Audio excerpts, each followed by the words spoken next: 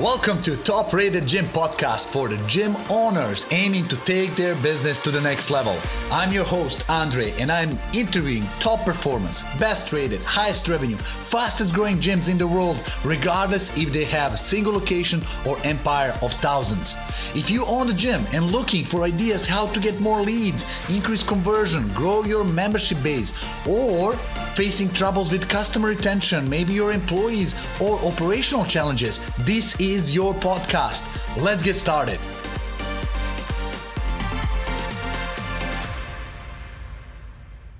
Welcome, everybody. Today, we will talk about one thing that we all want to get more of. And that thing is precious commodity called time. There's no better person to learn from than Lauren Truslow. She is the real example of serial entrepreneurship, guys. Lauren loves business and the thrill of creating businesses centered around women. She owns 2 locations of Bar 3. Then she started her own brand called the Nail Bar, and that's already multi-location business. Now, she is also founder of a business called The Plan to help others stay organized. My God, it's so rare to find a person who manages 3 businesses, 5 locations, and at the same time, full-time mom to 4 kids. Lauren, pleasure to have you on the show. Welcome to the show. Thank you so much for having me. Super. So I'm so excited to learn from you. Last time we spoke, I was taking notes like a madman. I was like, oh, this just conversation with you is the episode. We need to share your story. I want to, in a couple minutes, to tell the audience, like from your own experience, your story, why 3 different businesses, how everything started, and tell us about it. Okay. I'll try to keep it within a few minutes. I know it's like 15 It's a long 50 journey. minutes. So I was a pharmaceutical rep right out of college and did the whole corporate America thing. But on the side, I taught group fitness, and group fitness was my passion. I loved it. I needed the corporate 9-to-5 job, but the fitness aspect was just what I loved, except I made $5 a class, and that was not sustainable for a real job. So I taught, and then after I had my first daughter, I decided to leave the pharmaceutical world and figure out what I wanted to do. Mm-hmm. And I always had kept a little notebook about, if I opened my own studio one day, what would I want? What would it look like? How would it smell? What classes would we teach? And my daughter was about 18 months old, and my husband said, well, just do it. Just do it. And so the next day I was like, you know what? I am going to do it. And I told him all the things I had researched in the middle of the night because I was so excited. And I found Bar 3, flew out to Portland, Oregon, and met with the founders, Sadie and Chris Lincoln, and they interviewed me and I interviewed them. And I was like, I love this brand. I love it. And so our first studio will be 10 years old this year. So that's exciting. Yeah. So I had that studio. People were driving. This is before boutique fitness. I feel like people didn't even know what boutique fitness was 10 years ago. They were like, I remember they walked into my first studio and they were like, oh my gosh, like, are we in New York? Like, this is so exciting and so different. And so people were driving 45 minutes one way to get to class. And they're like, you have to have another one. In the meantime, I had twins in the middle of that. And I was like, it's fine. I can still do it. The twins were 6 months old when we were in the middle of construction and opened the second studio. And I love Bar 3 still. I love teaching every day, all the fun marketing components, and I love it. The second brand, the Nail Bar, was honestly, it was just everything I wanted in Colombia, like business-wise. What we didn't have is what I created. So normally I'm in spandex, sweaty, ponytail, but my nails made me feel pretty. My toes and my nails made me feel pretty because I'm always in workout clothes. Don't get to wear a suit or a pretty dress to work. And the options were just terrible. And so a spot came open next to one of my studios. And my landlord at the time was like, do you want that? Do you need it? And I was like, you know what? I do, but I'm going to do something totally different. And I didn't know anything about the beauty industry or how to do nails. I didn't have a cosmetology license, but I was like, I'll figure it out. And so opened the second business, the nail bar. And of course, my second studio was like, well, that's not fair. How come we don't have one? So I said, okay, fine. Well, if a spot comes open, then I'll do it. And sure enough, a spot Wow. came open. And I said, okay, fine, we'll do it. So we opened the second location Close to the bar. and Like you have two bars, two. they're right next. Yeah. And Wow. one downtown, they're in the same building now because after later on, I bought a building and we moved the first location. And so everything's in one building. And the second location, they're side by side. So all the women that I have coming and working out with me every day, they can just pop right over and then get all their self-care done, which is awesome. So what I'm seeing here is something, the term called share wallet. You are not competing with yourself. It's just upsell services. Those women still want to spend, and they're spending money on other services. They love you. They trust you. They see how you operate. Says, if you have these services, we will all gonna go to that one, and just instead of going somewhere else. So it was such a natural cross-pollinating. Very synergistic, for sure. Whoa. And then tell us about your third business. Because managing a family, being full-time mom, and having two locations plus two locations, like how many business owners are out there freaking out managing one and thinking like, oh, I got employees, and then you have employees. You didn't even mention them. So it's like a lot. And, before you even started this, you carry your own notebook, putting all ideas in it. Like you already have a planning skill. Yes. Before you even started the business. It's not that business and rush and family forced you to become a good planner. You have some kind of talent in it. Like how that came along. So if I got a penny every time somebody asked me, oh my gosh, how do you do it all?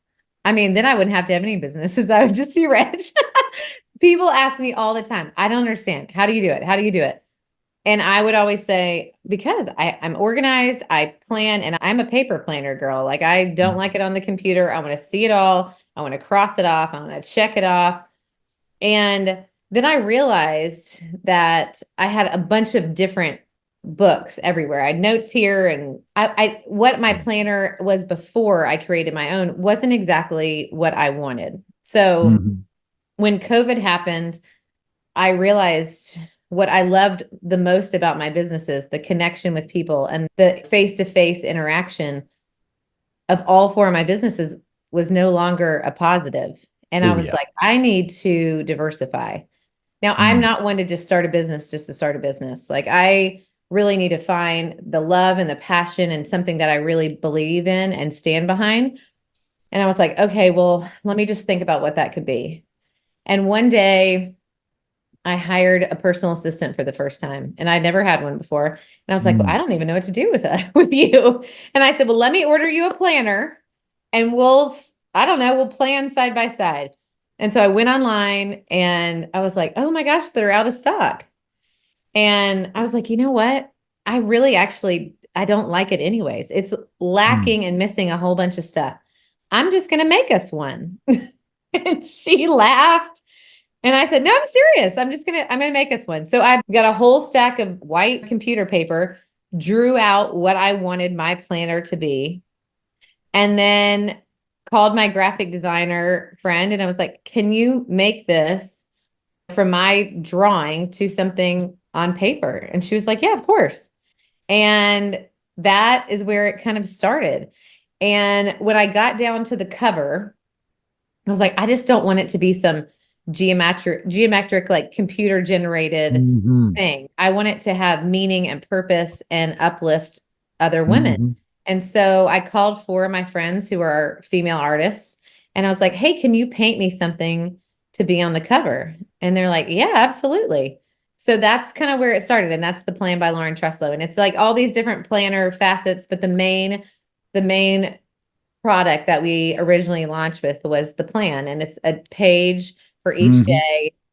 And it's planning life in your days, but also planning for the whole you. It looks at, did you get enough water today? How'd you fuel your body? Did you move your body today? Wow. I have something called the me plan, which is about taking care of yourself. What did you do in your me plan today? And so it's, yes, Mhm. it's the whole like the hour clocks, like what do you have scheduled, your to-do list. But there's really big components about taking care of yourself, taking care of your surroundings and keeping it organized, and taking care of you inside out, which is what I love the most. And this is something that I believe a lot of people ignore the fact of importance of planning. People says if you fail to plan, you plan to fail. But it's not just one area of the business. It's not just the business. It's everything. If you ask people, what is your credit score? Most of the people will guess a pretty good close shot. But if you ask them, what's your health score? What's your level of sugar or fat inside your body or anything like that's really what's most important? People have no clue. People spend more time planning other less important things than their life, than their retirement, than their fun, than their time with their family. Like everything can be enhanced and experienced at a deeper level if you just spend a little bit more time proactively planning. Otherwise, we get surprises Yes, that and is surprises if very we true. don't want to. So I And always it's tell easy people to avoid them. there's you get 1,440 minutes a day, period. Like you don't get to buy more, I guess you don't have to sleep much, but then you wouldn't feel good after a while. But you need to take care of the personal you and the work you all in one space, because your work performance can affect your home life and your home Mhm. life can affect your work life. You need to work with them together, and Mhm. planning and having a game plan, whether it's long-term or short-term. We call it the big plan, looking Mhm. out, a year, 3 year, and 10 years out, Whoa, whoa, that whoa. you have to keep a game plan. You have to have accountability for yourself, but it also needs to work together, because just because you are crushing it at home doesn't mean you're crushing it at work. And they also can really affect one another in a positive or negative way. I mean, what you says here, you're starting businesses based on your own customer there. Like you didn't Mhm. create that plans for somebody else. You create for yourself, for your assistant. This is how I want to organize my life. This is how I want to outsource the skill I already have to somebody to help me manage it. And people don't believe how important it is. They talk about goal setting, planning, but there's something in the brain that's happening once you write it down. There's something in universe is happening that goal, desire, ambitious ideas, like 10 years from now, you'll arrive somewhere. The question is where? Yes, And today's lifestyle, today's experience are a reflection of decisions we made 5 years ago. Period. totally. So really, we will be arrived 5 years from now into this 2029. Question is, what version of you is getting there? Well, and Better, I'll say healthier, at fitter? the end, when I ask people, I'm like, okay, say you were the front desk person, the receptionist where you work. If your goal is to be CEO in 10 years, you can't just wake up one day and say, well, I want to be the CEO. You have to make really strategic steps and have really thoughtful plans to hit different benchmarks at different times to be able to achieve that goal. And so big plans are really important, especially as a CEO, Yes, because you are the big planner, period. People can you have have to be. ideas and thoughts, but you're the one who has the strategy, has the big overview, has the 10,000-foot view of what we want and what we want to be in the future. And so mapping that out and planning that out and having goals along the way, I think makes it a lot more attainable, and it feels more bite-sized instead of, oh my Mhm. gosh, I want multiple locations, or, years back, I want five different businesses. Well, I Mhm. can't just do that in the next day. Mhm. I need to be methodical and have little goals along the way, so it doesn't seem so overwhelming and so stressful. Can you share one example of your plan? Like it can be personal, it can be vacation, it can be party, it can be business, something you do. Let's say you have idea, you gotta make event. Well, I How do you think do it? looking back at my big plan back in the day, I remember I was a Lululemon ambassador. My studio had not opened yet, and they made us sit down and do a whole map out, essentially down the road, what do you want yourself to be in your business? And they made us draw. We had all these markers and it had to be cute and colorful. And so I drew, I wanted to have a second studio. I wanted to own my own building. I wanted to be able to pay for my kids to go to school because and it was funny. I had a little house and it had like me, Neil, who's my husband, and like two little kids. Sometimes your plans get get thrown out and you just got to roll with it. Maybe you were doubling down and bolding these Yeah. little figures. Like, okay, that's the two. Like same time too. Okay, got it. We got to add a few more stick figures. I also wanted to be able to build a house at our favorite spot for a vacation house. And so I had all these mapped out in my 10-year plan. And then I went back and like, what do I need to do in 5 years? What do I need to do in 3 years? And what do I need to do in the next year to be able to hit all those milestones? It would be crazy if I was like, okay, I'm going to buy a building and build a vacation house all in the same year. Probably not smart. Yeah. So mapping it out, I was able to, at the 6-year mark, I looked at all my 10-year goals and I'm like, check, check, check, check. There's something, again, like you said, about writing it down, but also having a plan of what each year has on these big kind of lofty goals to be able to hit them. And then celebrate the fact, I was like, yes, we bought the building. We have other locations. We got the vacation house, all my kids' education money set aside. You have to feel proud of yourself and give yourself a pat on the back along the way too, because it is a lot of hard work. Yes, and that's incredible. What I want to do is when I heard you doing a plan, like, okay, me and my wife are big party planners. I love it. Like we bought a house that is party house, like with a backyard and sound system and lights and all. It's kind of really all our friends are coming to us 5 times a year and many times smaller party. And then I saw that you have, I don't know if you guys can see it, party planner. I was like, let's take this thing on the next level. And quite frankly, every year I have my Google Doc. I see who I invited. I don't want to miss the guest. I see what was prepared all the way from the fireworks to entertainment, to name it, has to be in place. And then I'm thinking, what else can I do this year that I haven't done before? Or maybe, who else I need to invite? And by having that original plan, it's always so easy to do it. All the way down to what message should I send to people and how easy it is to deploy invitation and what system I'm going to do. When you make a plan, it's so much easier. And my challenge is, how do you pursue somebody that's worth of planning, who is kind of spontaneous person and who likes to go off the track? Like, okay, we are going now camping. Let's just go. And when you go off the house, far from it, and you are in an RV, something's going to be missing. And one little thing can mess everything up. But somebody like to be totally spontaneous and not plan at all. Is there any advice? It's funny because my sisters will joke with me, like, can't you just, I like send them a whole list already of like, okay, for the next year for family get-togethers, here's what I have mapped out. And they're like, oh my gosh. My one sister's like, how about we just plan it a little bit ahead of time? Like, do we have to look at a whole year?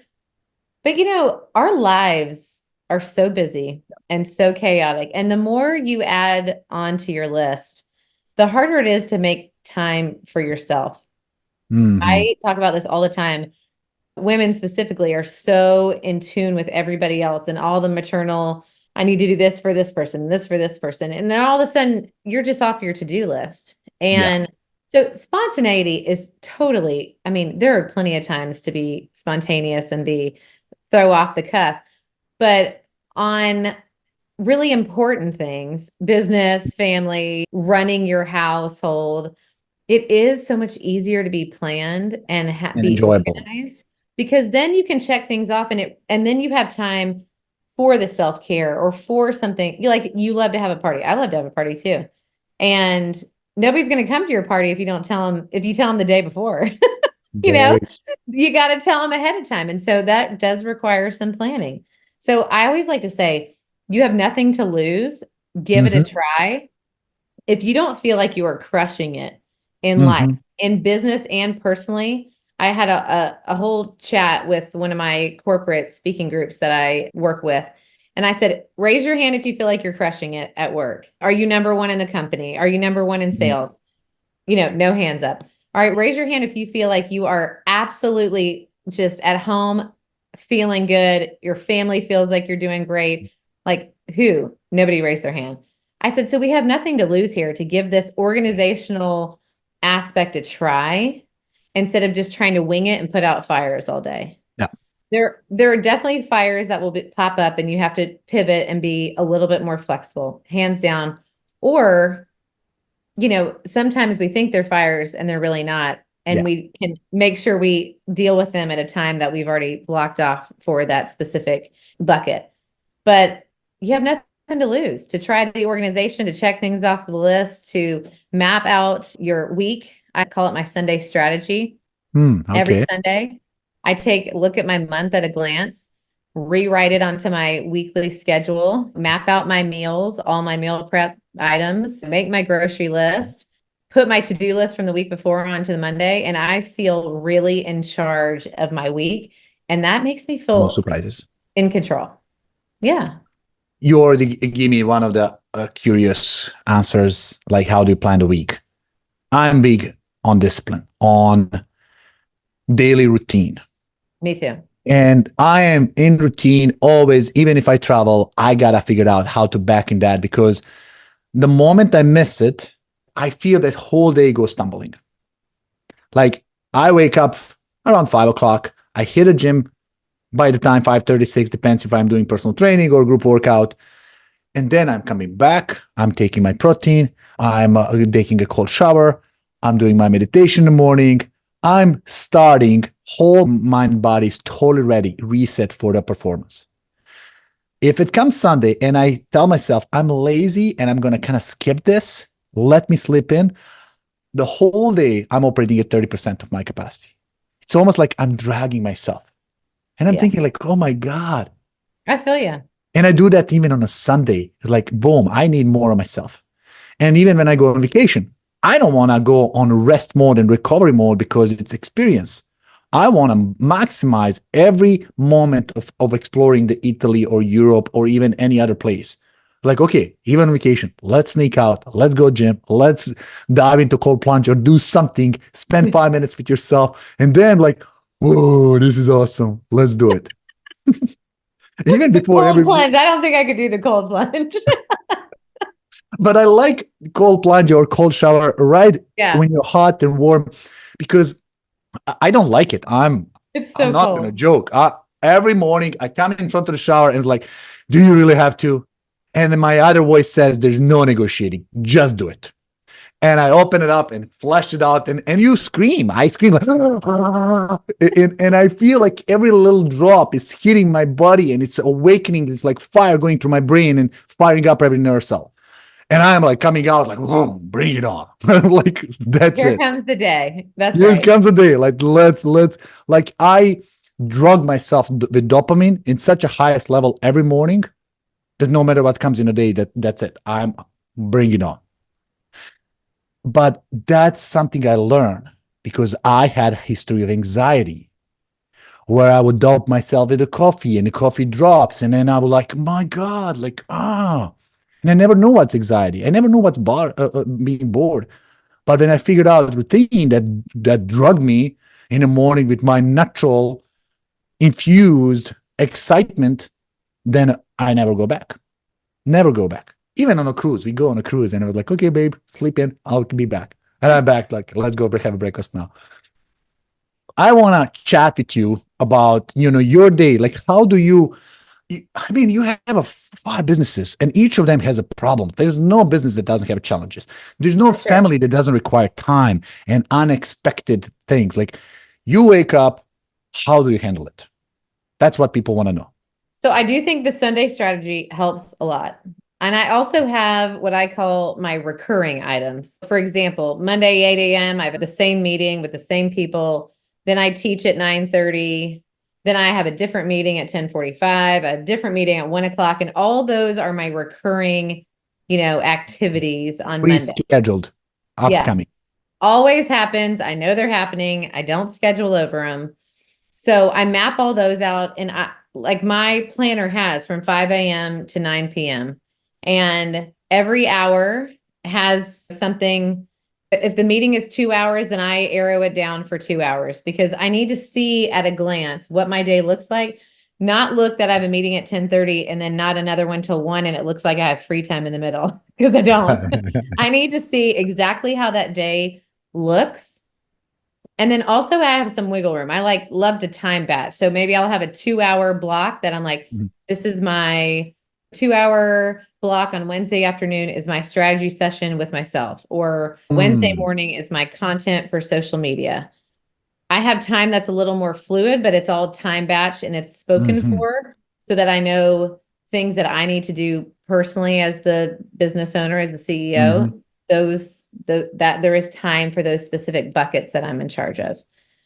I also feel like because I'm a mom of four and I'm a business owner, I want to be the one to pick them up from school, take them to cheer practice, take them to baseball. So I have this chunk in the day that is for my kiddos, and I'll come back to work at night. Now, the days are long, obviously. They are long days, but I realize my kids just turned 7, 8, 8, and 12. And so, I'll blink and they're going to be out of here. So I like to maximize the time that I have with them too. And I'm flexible in a sense that I have some time that is open that I can use for the different fires that pop up. But I'm also very, like you said, I'm very set in my routine and my schedule. These are the meetings, these are the classes I teach, this is what's happening each day. And I like that. I feel like instead of having all these random, like, when you sit down at your desk and you're like, all these random things you need to do and you don't really do any of them, I'm really tight on my to-do list. And I check that off every day. And if I don't finish, then I'll rewrite it for the next day so that nothing gets lost. And every night I'll go back over that day, reset for the next day. So that planner is with me all the time. And that really is how I get through the chaos of the week. Wow. So guys and gals, if you guys are hearing this, it's just discipline and determination. This is a discipline of sticking up to your commitment and schedule. Honestly, I was one of the worst people when it comes to processes and structure, and I like to start the things and I like to push forward and then kind of give it away to somebody else, and maybe they don't carry the same energy. Recently, I found a really great place. I don't know if you heard about a process called EOS, Entrepreneurial Operating System. One thing they talk about is called level 10 meetings. Yes. My meetings were always like, okay, let's see what's going on. And then the loudest person with the biggest problems takes over the meeting and we are discussing things that maybe they're not most important. It's like people don't understand the difference between urgency and importance. Huge difference. Phone ringing is urgent, might not be important. But important things sometimes are quiet, like a health, like on developing conditions. Like you gotta know something that's even quiet might be more important than something that's urgent. So when I implemented L10 meetings, and it's very simple structure, start with 5 minutes chat, like let's share the good news. We start with a dopamine, right? Who has something too good to share? What happens in a week? Let's share it. People start celebrating things, and then we go into something called scorecard. We measure what happens in a previous week. Like every person has a number. So people contribute, says if we here we are. Now that creates something called issues. If the numbers start dropping down, if the numbers start changing, if they're not based on our forecast, we call it drop it down. We put it in IDS, in an issues list, and we'll discuss them later on. Then we go after that, we go into to-do, says, did we accomplish something we committed last week? We all check off, reason yes, maybe another idea for discussion. And then majority of the meeting, half of the meeting is just discussion. But we don't go based on who says it's most important. We all have a voting little list. It's all in Excel spreadsheet. Everybody put their votes, how important it is to them. We sort it out and we go from the top to the bottom. Oh my God, once we start doing that, everybody is incredibly happy to attend the meeting and get answers to what they're hurting the most. Now, sometimes I can come with my problem and I want to discuss it, but drops down on a level 6 out of 10. And we're like, okay, their problems are bigger. Maybe mine will come next time. So that kind of management, super important on a daily basis on an hourly basis. From the book We are all Traction, needing right? from the traction. It's such an Yeah. incredible place to do it. I want to chat with you about one thing. Business owner, a lot of people know. It's commitment life. It's a life of putting a lot of work, your life savings, your most energized years, everything, whole risk, everything goes into business. And a lot of people find themselves suffering from lack of work life. They call it balance. I have a little bit different definition. And you are a perfect example that you got to juggle it. You already said about you dedicate time to the family, you commit, but also you have a plan for the business. What would be your advice for somebody about work-life balance? Because the worst thing is to be a more successful person and kind of desperate or sad or lonely at the Yeah. end of the I feel journey. like there's not a balance. I feel like you have to find a good rhythm for yourself. Oh, is that your word I too? love that. There's no balance, I can tell you. No. I feel like, and I think it's okay. Some days I'm like, man, I crushed it at work and I hit everything on my box, and parenting wise, I'm not sure I did as well, or vice versa. But I think you have to find a good rhythm for you. And early on, when people are like, well, I want to start a business, I'm like, well, let me tell you what it looked like for me back then and what it looks like for me now, totally different. Yes. You have to work your way up. I mean, I was there when we first opened our studio. I was there for every class change. I was there at the front desk. I taught all the classes. I was there Mhm. all the time. Now, the beautiful thing is, I think you have to find also a business that works for you. My business, Mm, my studios have childcare. Like my children can come with me to the studio. Summers are hard. bravo. There's no school. So like it's fine that my kids come with me because there are other kids there too, and there's a whole play area for them to Mm, play. So I think you have to first and foremost be really cognizant of what you have created. Now that's not everybody. I totally get. No, not everyone can have a childcare in their business. But I think you have to hit it really hard. If you don't, I personally believe if you don't start strong in a business, mhm, it's really hard to play catch up. So I put mhm, everything I had and taught free classes everywhere under the sun and did an exorbitant amount of work so that when we opened, we killed it. And mm. I do feel like you never can take your foot off the gas pedal. Yes. Somebody's always there right behind you, ready to sneak up on you. You got to always keep the foot on the gas pedal. Never put a shield Think down. Yep. your rhythm can change and you can hire on more people and then you can create that work life quote unquote balance because you are doing the things you love. I love to Mhm, do marketing. I love to do teaching, all that I love to manage our people. What are the things that are not my huge mm, strengths and how can I fill roles in our organizations with people who have those strengths? And I feel like mm, we've done a really good job of creating our executive team that helps run all five businesses mm. to really balance each other out in what our strengths are and what our weaknesses are. And that helps me now because, when I first started, I had one kid, one business, not as challenging as now, four kids and five businesses. Yes. But we've added on to the team and continue to work through that rhythm. And I feel like every time I feel out of sorts, I go back to our document that has everybody's name on the top. We call it a rainbow doc because everybody has a different color, but each executive team member has a list of what they are responsible for, what their goals are or their rocks, if you're looking at traction. And sometimes that has to be tweaked. Maybe I'm Mhm, taking more of a step into my podcast mhm, or my speaking, and I need to mhm, take a step back from a different role. Who can fill that?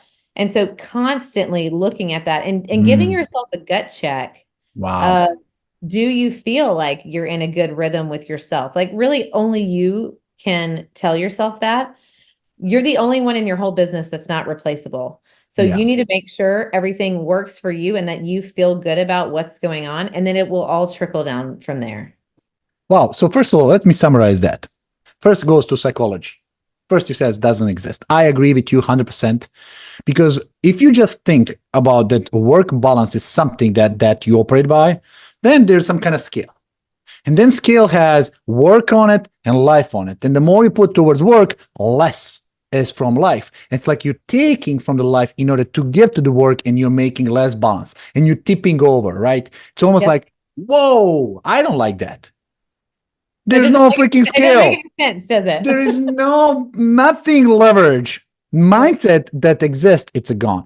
I love word integration, work-life integration. And I then like goes it. with the second point you said, and it is loving what you do. Because if you're doing something because it's a good investment opportunity, it's supposed to make you money, and then you kind of somebody told you, or you bought yourself into something that you don't like, that's where the problem starts. Yes. If the business becomes your identity, if the business becomes who you are, and then you can carry that forward, and you carry it through the podcast, through the speaking, this is you. People know you for who you are. It's a game changer. I don't feel like I got anxiety when I'm not working. I feel like things are happening over there, and I got to tune in. It's like, I want to be part of it. I do not feel like that. I'm like, I need a break. I'm good. Check me out for a one minute. And one thing that you said is, if you don't have a team that you can rely on, whoa, Totally. it becomes so much harder. We call it leverage. It's not delegation. Delegation is, I tell you what to do, you do it, you tell me how you did it, I tell you if it's good or not, go back, fix it. Leverage means I assign you outcome. We know what has to be done, and you carry the whole responsibility. You get it done. It's almost like, I'm not going to tell you how to run the class. You already know how to run it. You just run it. Like, you complete the things or whatever. And then final one thing that I got from you, fourth thing, is involve your family and bring the kids with you. What's wrong with that? Let them travel, let them feel. They will not gonna feel like, oh, my mom brought me to business and what's that. No, they'll feel like this is exciting. This is cool. I took my kid to Europe now trip because I have a business meeting, like quarterly stuff. I was like, okay, tag along. He tag along. We stay additional 7 days. Had a blast of his life. Like, oh my God, when are we gonna go next time? I was like, oh, this was a work. Okay, I'll take it. Well, and I think they learn, They learn that's how I subconsciously. started. That is why I knew in my gut I wanted to be an entrepreneur. My parents are entrepreneurs, and I remember my dad would say, I was in high school, and he's like, I need a marketing plan for this campaign. I'm like, Dad, I don't even know what that means. He's like, well, figure it out. He let me do things that were so above my pay grade, it's not even funny. But he threw me in and he taught me all the different things. And my mom, she ran the other business, and she was like, okay, well, you're teaching the gymnastics classes to the little kids, and I need the leotard stocked and all the things. They immersed me and my sisters into small business life. Mm-hmm. And we have done the same with our kids. I'm like, okay, you're helping in childcare today. I need you to roll towels. I need you to help clean the studio. They help me put my mats up after. They know how to put the balls back. Like, they are There we also, go. it's a family business. And I think it is important for them also to see that sometimes they might have a friend that has a stay-at-home mom, and they're like, you didn't cut my lunch into cute squares and you didn't come to this or whatever. They need to see how hard you work at work, and how people look at you like, oh, she is a leader and she's working so hard. They need to see that too. I think it's really important to integrate your 100%. children into your small business.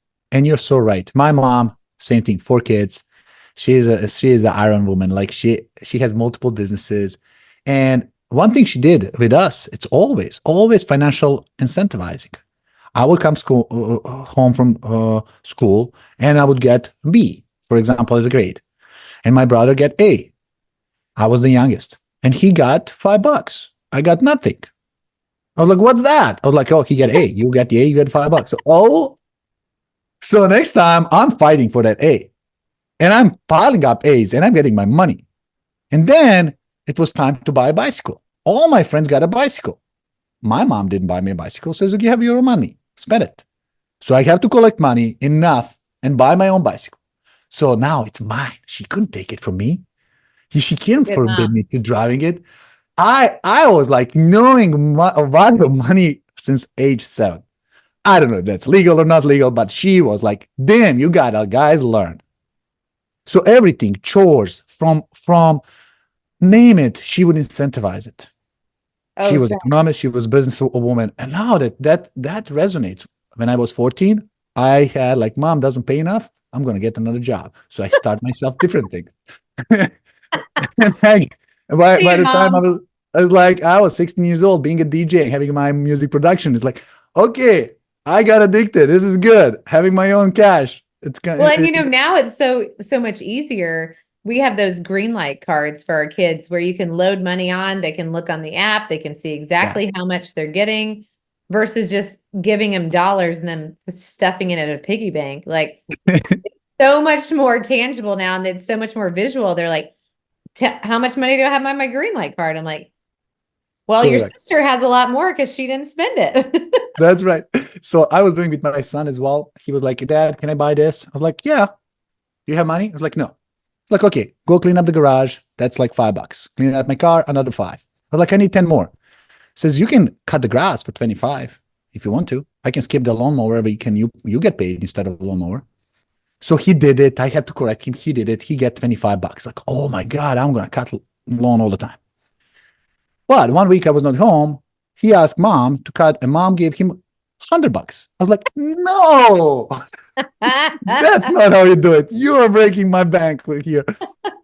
I was like, oh, you did a good job. I'm proud of him. It's like, yeah, I know, but there's economics. So, but it's fun. Next time my son is coming to me, he's like, Dad, what can I do? I need some money. Instead of just asking for the money. Right, right. You got to You earn know, it. they earn it and they understand the value. So it's like how we educate others. Now that leads me to an interesting conversation. You're a good planner. You're involving your family. How did you manage that to transfer to your team? Because not everybody is like you, born as a planner and skilled.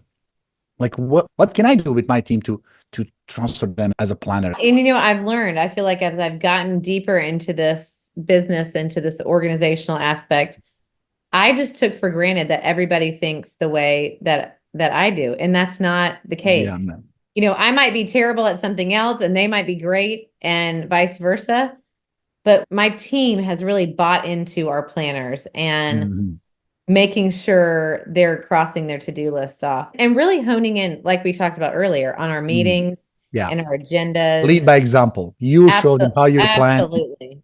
And I feel Mm. like when you have a team, I just want to throw in there how important it is to love on your team and to be appreciative. I've had most of my team has been around for a long time. Mm. And I feel like we're having retreats and we have socials Mhm. every month. And I really pour into my team in a personal way and a business Mm. way. And so I might Integration. miss out on a lot out socially, maybe at school or whatever with other adults, but my team it is my everything. I can't be in 5 different places at one time. I can't teach the 80 classes a week we have on the schedules between the two. My people are my everything. And Yeah. so I would say I have multiple babies. I got my business babies, my actual businesses, my real babies, and then my family. My 75 female employees mean the world to me. And I think they can see that by walking the walk Yes. and talking the talk every day with them. Is there a I would love you to tell people where they can find your planners because I would uh love to. Yeah, it's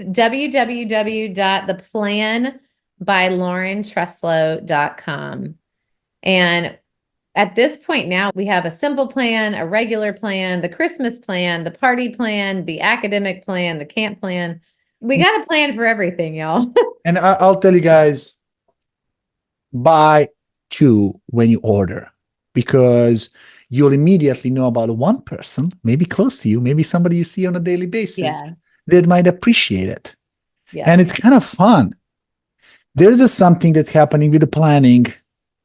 I attended one session called Date with Destiny event, 6 days event, very intense, 16 hours a day. It was deep about designing your destiny. It's not 5 years, it's not 3 years, it's a life design system. And it was Tony Robbins organized these events, like whole immersion. So much that you break down all the way to psychology level of identity. What's your values? What's your rules? What you stand for? And in order to make it properly, you got to free up. It's almost like in order to plan, you got to clean up the schedule in order to sort things right. In this way, it was you got to clean up everything that's crap in your mind that's stopping you. Just avoid. If there's no money, if there's no time, and any kind of limit, how would you create your life? And it was fun exercise. Like you said, a big piece of paper, and you're driving and you're designing what would you like, how big house, what kind of business, what kind of vacations. It was so much fun. And then the task was, when you get home, take this poster and put it in the back of your closet and stick it to the wall. And I did. And I did that, let's say 12, 13 years ago. I didn't even have a Referrizer. I didn't even have the company today. I was living in a small apartment, totally dreaming big. Like nothing is limiting. I put it there. 4 years later, we are moving. We bought a house. And we are packing everything. And we are loading the truck. And I'm cleaning my closet. And I see the paper. I totally forgot it's there because it was like behind the closet. It's kind of buried. Yeah, totally. And it says there 4-year goal. And I'm reading this and I started seeing tears in my eyes because everything that I placed myself into it, I have it. And one of the biggest things that was there, because when I'm moving the house, my family from Canada, all of them, 3 families, like 12 of them coming to my house, and we're going to spend Christmas and New Year together in my new place. And it says they're coming from 2-bedroom apartment. I want a house big enough that can host my whole family, sleep over without compromise. And I added later on, and I want a swimming pool next to it. And I was moving in the house where all my family coming by coincidence on the same time. And we were all being in my house. And I was like, oh my God, this thing happens. And I remember a movie called The Secret about vision board. And vision board is the visualizing what you want to create from your life. If you don't write it down, how can even somebody in the universe even know what you want? Totally. You do half of the job just putting it down, write it down, create it, clean it, create it, and work on it. And I like that you said dream big, because I'm really big on making sure you don't shortchange yourself on your dreams. Make it scary, make it exciting, make it like, oh my gosh, if all that happened, that would be so crazy. Dream big dreams. That's right. Dream big dreams. Now, talking about big dreams, what is the next in your life? How does the 2034 look like for Lauren? How do you see that? Is there something you can share with us? 2034. I have really been mapping. I've been working on my 10-year plan intermittently the last few months.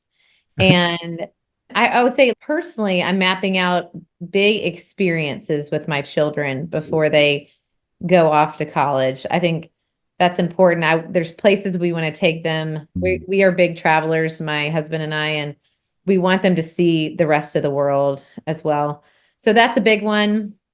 And business-wise, I always say never, but I think it's more the podcasting and the speaking and the planner. Those are big business goals moving forward, to take those to another level and continue to rock it out in the rest of the businesses, and maybe work on selling businesses and moving on to new ones. And so I always have a lot going on in my brain up there.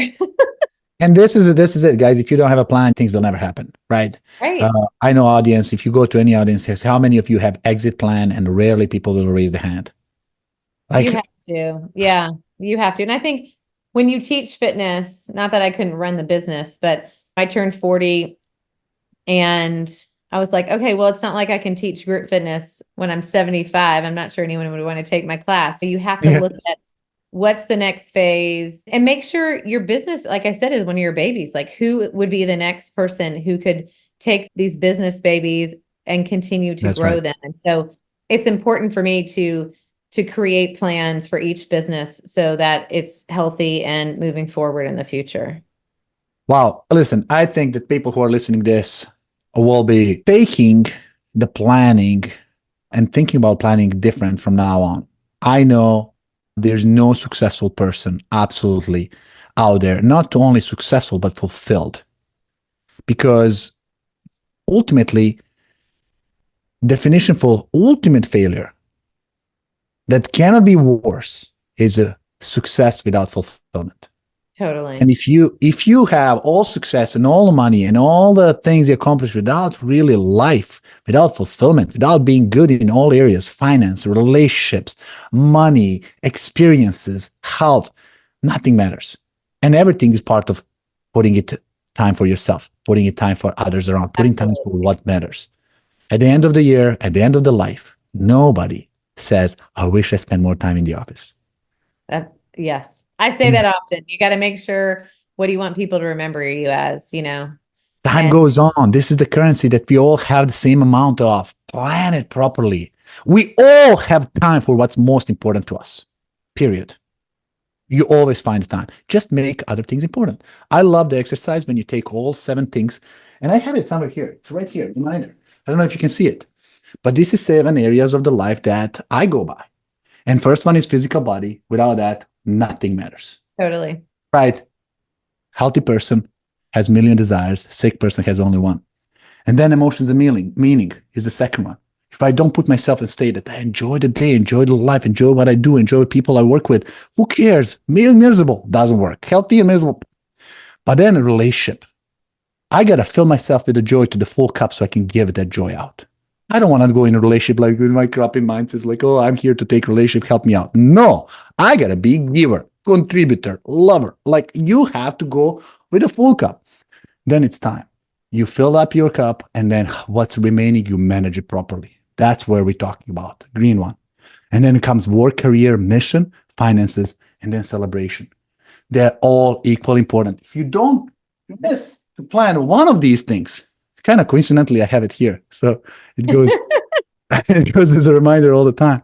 But it's this pyramid. There's no absolute successful, fulfilled person who is a great role model that doesn't work and plan their day or their life. Or they have somebody who's doing it, but at the end, they have to be participating on it.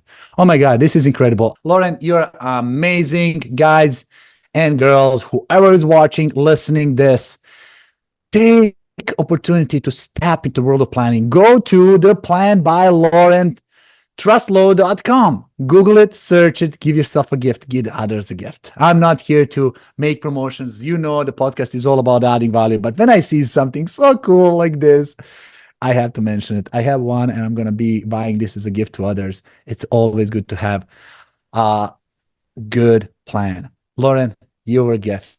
Thank you so much for attending. Thank you so much for having me. It was pure pleasure. And for everybody, stay tuned. Check out our podcast on all the social media channels, and we'll see you soon. Bye, everybody. Wow, what an episode, right? Thank you guys for tuning in into this top-rated gym podcast. We hope you found valuable insights and practical tips to help you tackle the challenges of gym ownership. If you enjoyed this episode, please subscribe, rate, and review the podcast on your favorite platform. We want to reach the community. With your help, we can be the biggest contributor, biggest resources for you and other gym owners. Don't forget to follow us on social media, Instagram, Facebook, Twitter, all of them, YouTube.